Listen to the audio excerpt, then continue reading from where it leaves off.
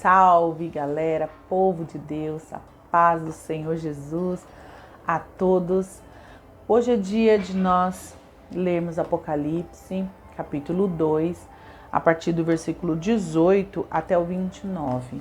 É a maior carta de todas as enviadas às igrejas, é a que tem mais versículos e é sobre a igreja de Tiatira. O que o Senhor tem a nos ensinar? Lembrando que nós lemos o Apocalipse com a visão do Apocalipse agora, do Apocalipse hoje. Para que serve para mim, no que serve para mim o livro do Apocalipse, a carta do Apocalipse, em especial as cartas que Jesus mandou às igrejas, falando de problemas pontuais vividos dentro da igreja, que deveria ser corrigido pelo Senhor.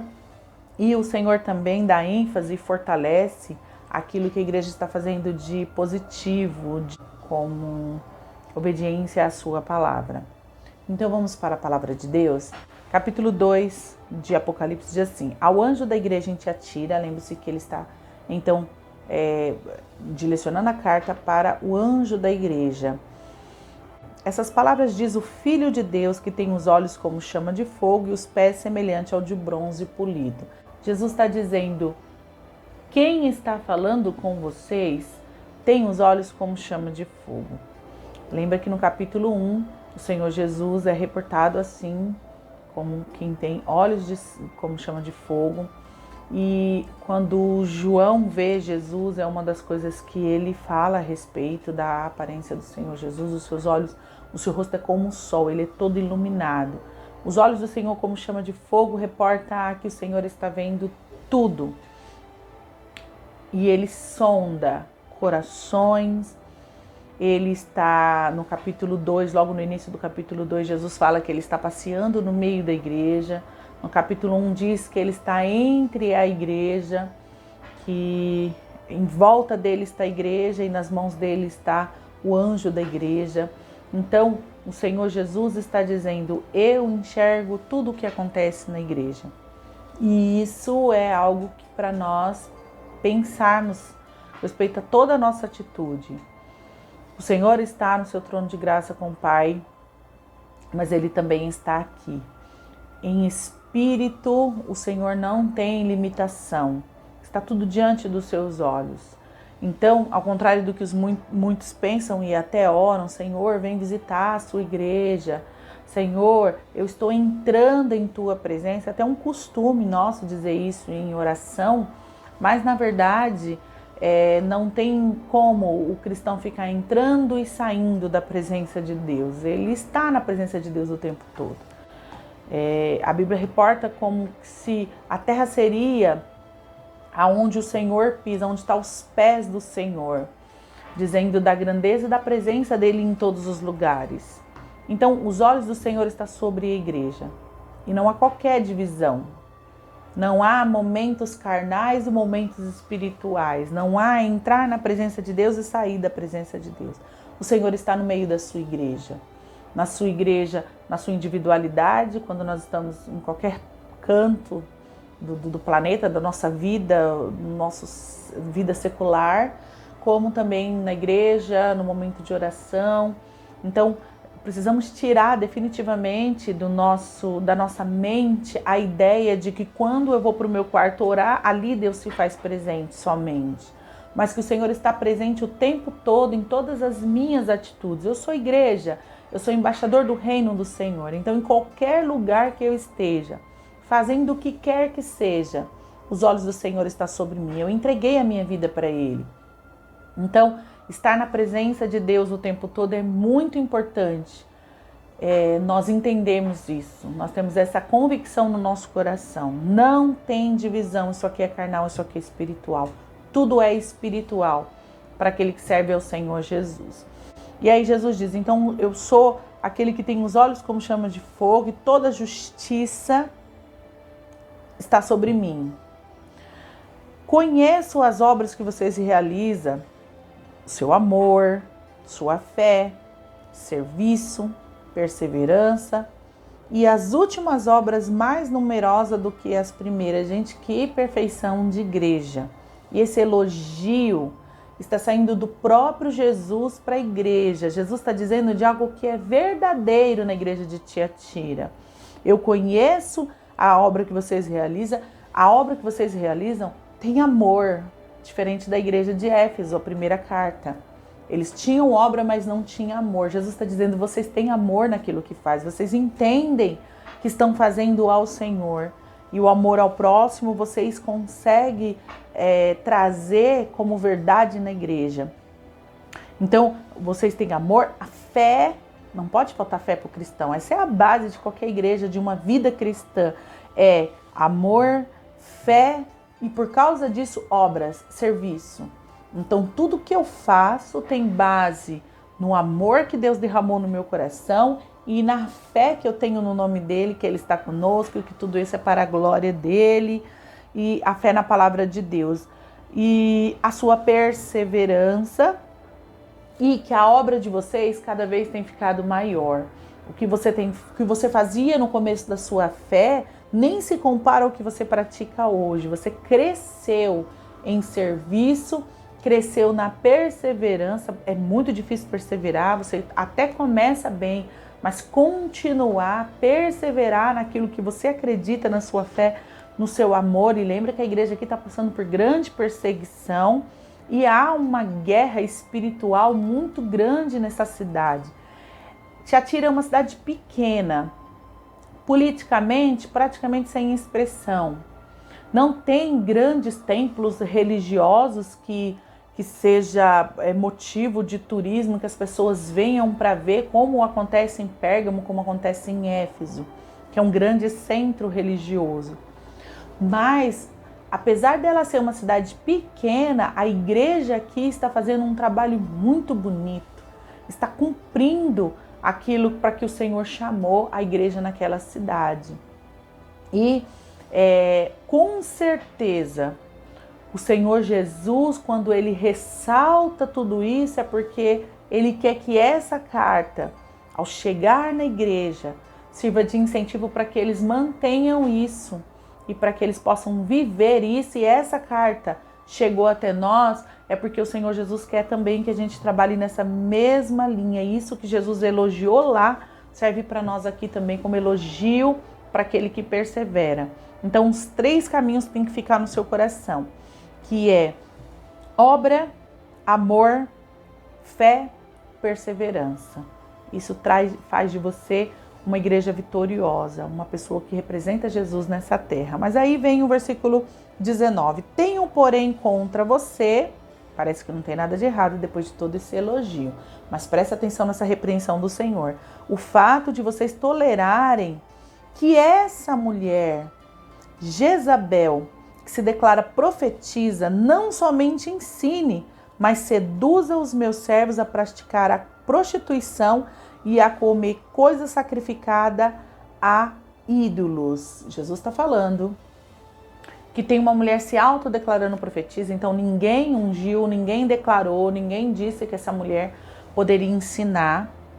Mas essa mulher, que provavelmente o nome dela não é Jezabel, não seria comum alguém chamar de Jezabel naquela cidade de Tiatira, e também se ela conhecia o mundo judeu, ou se ela tinha alguma descendência, jamais um judeu colocaria o nome da sua filha de Jezabel.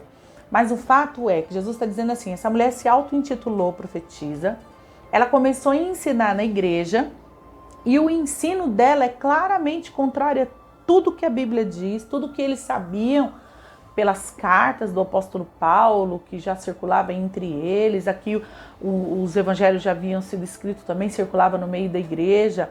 É uma coisa que Deus sempre abominou desde a época da igreja, quando era ainda Israel, não tinha ainda se formado a igreja, o Senhor Jesus ainda não havia estado no meio do povo de Israel. Havia então as leis de Deus e era muito bem conhecida até pelos cristãos que se convertiam. Não tinha como você apresentar Jesus sem apresentar as profecias, os mandamentos do Senhor. Então, mesmo para o povo não judeu, porque aqui é uma igreja gentílica, é uma igreja do povoado ali de Roma, de uma coluna de Roma, da Ásia Menor, e esta igreja, com certeza, ao ser evangelizada, eles apresentavam Jesus como o Messias das profecias do Antigo Testamento. Então havia um conhecimento mínimo sobre isso. Então não acredito que alguém colocaria o nome da filha de Jezabel, mas Jesus está se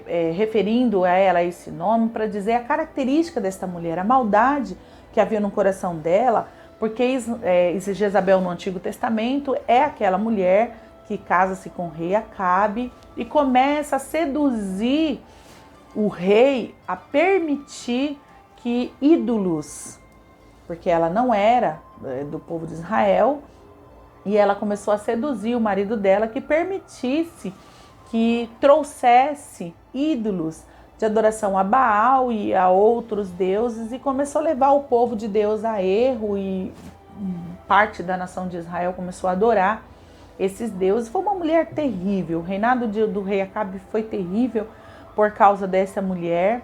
E Jesus está dizendo, vocês estão tolerando, tenho porém contra vocês o fato de vocês tolerarem. Ele não está dizendo que o pastor pratica isso, que o pastor ensina a idolatria e que o pastor ensina a prostituição, mas ele está dizendo, você está permitindo que uma mulher profetize e ensine coisas terríveis que não tem nada a ver com o evangelho. Você sabe que ela está andando no meio da igreja, ensinando isso, seduzindo o povo, e o pastor não está fazendo nada a respeito disso.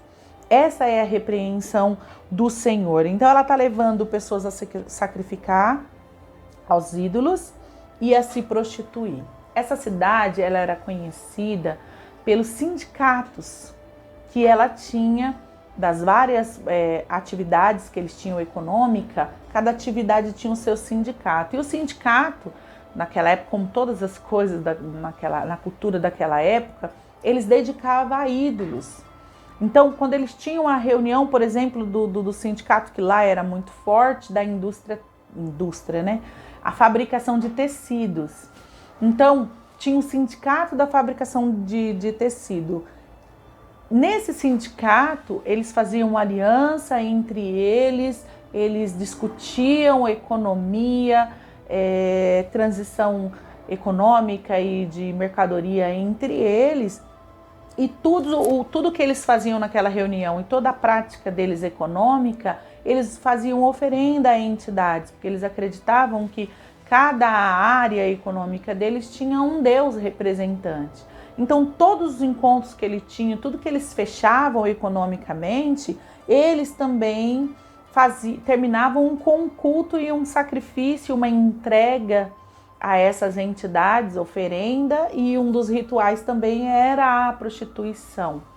Tudo era muito ligado à sexualidade naquela época. A gente acha hoje terrível as coisas que acontecem nesse contexto, mas antigamente, principalmente no Império Romano, era muito pior. Então, essa mulher provavelmente tinha alguma ligação a esse sindicato e seduzia o povo de Deus com aquela mesma ideia que já vem sido trabalhada nas outras igrejas, que já vinha sido trabalhada nas outras igrejas, que nós vimos na igreja de Pérgamo, na igreja de Éfeso, que não aceitou essa ideia. Perseguições na igreja, na maioria das igrejas tinha esse problema de chegarem pessoas dizendo que o que Deus queria era o Espírito. Sabe aquela doutrina dos nicolaítas? Era uma praga na igreja. 8 cartas foram escritas por apóstolos para combater essa terrível heresia de dentro da igreja, dizendo, você pode servir, desde que seja no seu corpo, a outros ídolos, desde que o seu espírito seja salvo, você seja entregue ao Senhor. Então Deus é tão misericordioso e a graça dele é tão abundante que você entregou sua vida para Jesus, seus pecados estão perdoados, então você pode fazer com o seu corpo o que você quiser, porque definitivamente seu pecado foi perdoado. Então aqui essa Jezabel estava seduzindo os cristãos de que não tinha problema nenhum frequentar esse tipo de reunião, entregarem o seu corpo para prostituição como ritual a esses ídolos, porque a vida deles já era de Jesus. Olha que confusão. E a repreensão do Senhor aqui é que o pastor está tolerando isso, esse tipo de ensino, não está combatendo, não está expulsando essa falsa profetisa do meio do povo.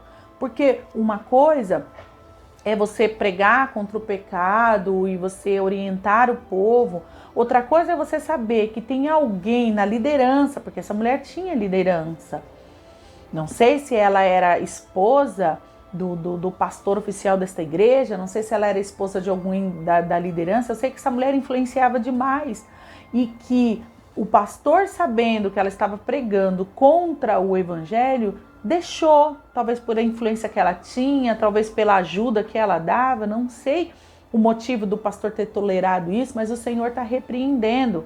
Não importa a influência que ela tenha, quantas pessoas ela leve junto com ela, se você é expulsar da igreja, quantos cristãos já foram seduzidos e vai acabar abandonando a fé. A questão é que existem pessoas sinceras, novos convertidos, pessoas que estão achando que porque o pastor não repreende, pode ouvir essa mulher, e aí vai acabar levando pessoas que poderiam vir de verdade para a fé e estão sendo enganadas. Ou também pessoas que estão no meio da igreja, mas quer desculpa para pecar. Então ele quer alguém que pregue alguma coisa que alivie o pecado que ele está cometendo. Então essa mulher também seria uma mulher de grande influência para esse tipo de cristão. Então Jesus falou, por que você não fez nada ainda contra essa situação? Eu estou repreendendo você porque essa mulher está seduzindo o meu povo, está levando pessoas da fé a pecarem contra Deus, achando que isso é evangelho. Versículo 21, Jesus disse, dei-lhe tempo para que se arrependesse, porém ela não quer se arrepender de sua imoralidade. Esse tempo de Deus que às vezes a gente não entende. Talvez você conheça casos de pessoas que estão no altar sem condição nenhuma de estar no altar, que está levando uma vida sexual, que é o caso aqui desta mulher, ou de adoração a ídolos, uma vida fora da palavra de Deus, que você ficou sabendo que tal pessoa está cometendo tal pecado e no altar ela prega, ela expulsa demônio, ela cura, e por que não acontece nada com ela? Jesus diz aqui, eu dei tempo para que essa mulher se arrependesse. O pastor não tomou nenhum posicionamento que deveria ter tomado. Aí Jesus diz, então eu dei tempo para que essa mulher se arrependesse do seu pecado, dessa idolatria e dessa imoralidade. E diz assim, versículo 22, eis que farei com que fique acamada e trarei grande tribulação aos que com ela adulteram, caso não se arrependam das obras que ela incita. Matarei os seus filhos e todas as igrejas saberão que eu sou aquele que sonda mentes e coração e retribuirei a cada um de vocês segundo as suas obras. Olha que forte. Olha o que Jesus está dizendo aqui. Eu dei um tempo para que ela se arrependesse. Ela não se arrependeu, então agora eu vou vir com justiça. Eu vou, com as minhas mãos, colocá-la de cama. Eu vou, com as minhas mãos, mostrar para a igreja que eu não estou de acordo com isso de errado que ela está fazendo. Traz temor ao coração, não traz? Aqueles que levam as ovelhas do Senhor a pecar. Ai desta pessoa. Jesus disse, é melhor que ela amarrasse uma corda com uma pedra ou com uma âncora no seu pescoço e lançasse no mar do que trazer escândalos ou fazer desviar os meus pequenos. Parece que Deus não está fazendo nada, mas na verdade Deus está dando tempo. E se você olhar o final da vida dessas pessoas, que mesmo diante de repreensão do Senhor não se consertam. Às vezes a pessoa fica até enganada, não aconteceu nada comigo, é porque Deus não leva tão em conta. Eu sei que eu estou no errado, mas eu subo no altar e Deus me usa. Eu sei que eu estou na vida errada, mas quando eu oro, o demônio vai embora. Quando eu expulso o demônio obedece. Quando eu oro para uma pessoa, tem testemunho de cura. Então Deus está a favor do que eu estou fazendo de certa forma. Porque Deus conhece o meu coração. De repente até uma paixão no coração. É aquela pessoa que tem uma liderança na igreja e tem a sua esposa, tem a sua família, mas está de olho numa novinha na igreja. Não, mas eu não traí minha esposa.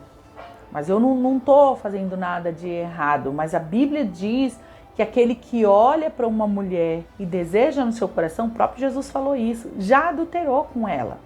Então, diante de Deus, já está em adultério. Fora aqueles que terminam o relacionamento, separa da esposa e depois se casa com aquela que ele estava de olho. Ah, mas eu não traí minha mulher, eu não caí em adultério. Mas no seu coração você adulterou. Ah, eu não tinha amante sim, dentro do seu coração. E você planejou tudo para deixar. E o Senhor Jesus está dizendo, se arrependa do seu pecado. Você está errado no altar do Senhor. Você precisa se consertar. Isso é só um exemplo. Adultério. Fazendo com que pessoas na igreja sejam prejudicadas para que você suba de cargo. Ou prejudicando a vida de alguém no seu serviço, contando mentira, espalhando coisa que você nem tinha certeza para prejudicar a pessoa, porque a sua vontade é tomar o lugar desta pessoa. Isso tudo são ídolos que tomam conta do nosso coração e fica maior do que o nosso amor a Deus ou a sua palavra. Ah, pastor, eu tô com isso no meu coração, mas não tem nada a ver, porque minha vida tá normal, Deus tem honrado o meu trabalho. Dei-lhe tempo para se arrepender, mas ela não se arrependeu. Então eu vou vir contra ela e farei com que ela fique acamada e trarei também grande tribulação aos que adulteram com ela. Então, se está errado, se não condiz com a palavra de Deus, se arrependa. Se você segue uma liderança e você sabe que a liderança tem pecado contra Deus, tem roubado o Senhor, ou tem vivido vida dupla, ou é uma pessoa que tem hábito de mentir e sobe no altar do Senhor, se arrependa, se volte para a palavra de Deus. Se você é o líder que pratica isso, o Senhor te chama ao arrependimento, Ele está te dando tempo. Peça perdão, se arrepende, se humilhe diante de Deus, olhe para a sua vida, porque tem mão de Deus. Quando você negar a correção, porque o Senhor corrige aquele que Ele ama. Quando Ele chama para o arrependimento, é porque Ele tem como filho e Ele quer o conserto. Mas se você rejeita, então o Senhor vem com juízo. E essa mulher, o Senhor disse, eu vou colocar ela de cama. É uma mulher que seduzia os homens e essas adorações, essa adoração ao ídolo por meio de prostituição, ela era um dos canais dessa prostituição. Ela colocava o seu corpo à disposição desses rituais. E o Senhor está dizendo, eu vou trazer grande tribulação e vou colocar essa mulher em cima de uma cama, doente, em cima de uma cama. Nós sabemos que há muitas doenças sexualmente transmissíveis e são doenças que são transmitidas somente pelo ato sexual. É uma injustiça de Deus. Quando a pessoa tem uma vida promíscua, quando ela tem vários parceiros, isso traz para ela doença. O Senhor está dizendo, eu vou te jogar numa cama. Quer dizer, aonde você está pecando e aonde você está levando o meu povo a pecar, é exatamente aí que vai ser a sua dor. E o Senhor diz, matarei os seus filhos e todas as igrejas saberão que eu sou aquele que sonda corações. Quer dizer, eu fiz um tratamento, ela recusou o tratamento, eu sei que não tem conserto, eu sei que tem maldade nisso que ela faz e que a intenção é desviar o meu povo, então eu retribuirei segundo as obras. É palavra de Deus.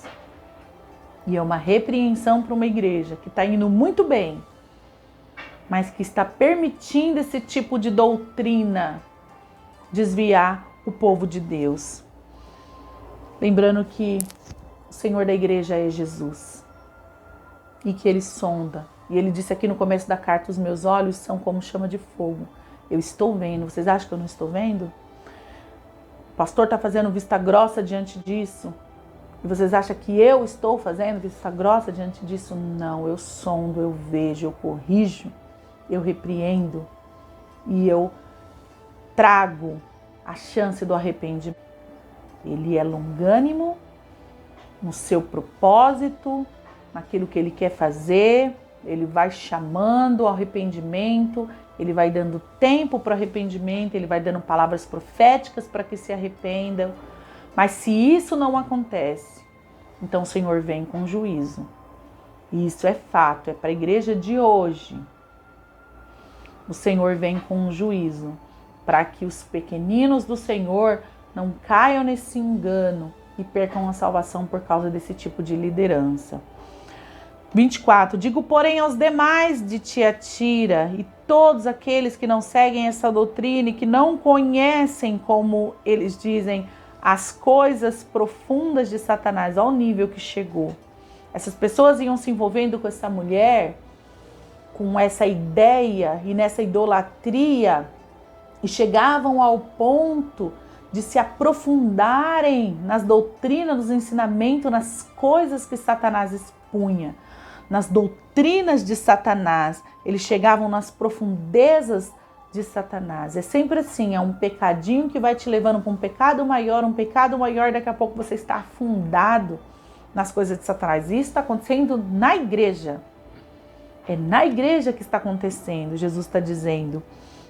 Mas para vocês que viram que essa mulher está falando é engano, que o que essa mulher está falando é mentira, não condiz com a palavra de Deus, e ficaram firmes na palavra de Deus, então há um povo dentro da igreja que, embora saiba que o que está acontecendo está errado, eles não seguem o erro, mas permanecem em Jesus, permanecem na igreja, praticam esse trabalho bonito do começo da carta que Jesus está dizendo, que vocês perseveram, vocês têm fé, vocês têm perseverança, vocês têm boas obras, amor.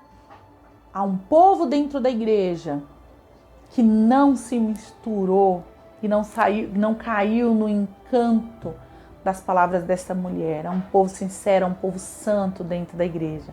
Para essas pessoas, Jesus diz: a todos aqueles que não seguem essa doutrina e que não conheceram, não porém outra carga sobre vocês. Vocês estão indo muito bem, eu não preciso repreender vocês em nada, eu não preciso colocar carga nenhuma em cima de vocês. Vocês estão num bom caminho.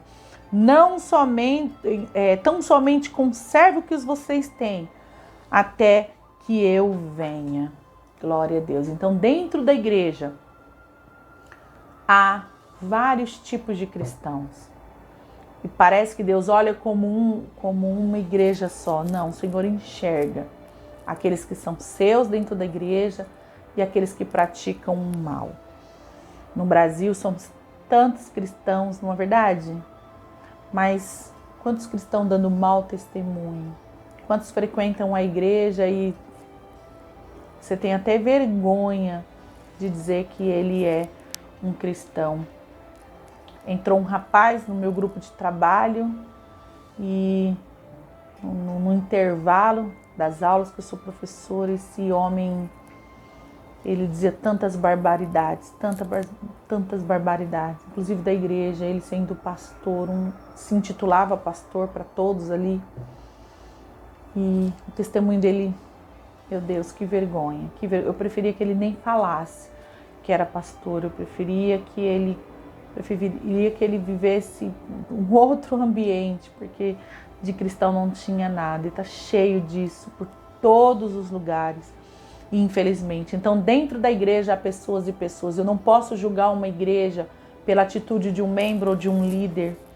Eu devo ter o temor de saber, dentro de toda a igreja tem aqueles que são fiéis ao Senhor, que ouvem a orientação do Senhor. E aí o Senhor promete: ao vencedor que guardar até o fim as minhas obras, eu lhes darei autoridade sobre as nações. Que bonito, uma cidade tão insignificante como Tiatira, o Senhor está prometendo que ela vai ter autoridade sobre as nações. Ninguém reconhece elas, mas o Senhor vai reconhecer naquele grande dia. E com cetro de ferro a governará e as reduzirá a pedaços como se fossem objetos de barro. Assim como também eu recebi a autoridade de meu Pai, e lhe darei ainda a estrela da manhã. Quem tem ouvido, ouça o que o Espírito diz à igreja. Olha que lindo o Senhor está prometendo. Você é uma cidade insignificante, mas você, com a autoridade de Cristo naquele grande dia, de julgar todas as outras cidades com cetro de ferro, com a autoridade que eu recebi do meu Pai, vocês também vão reger com autoridade, porque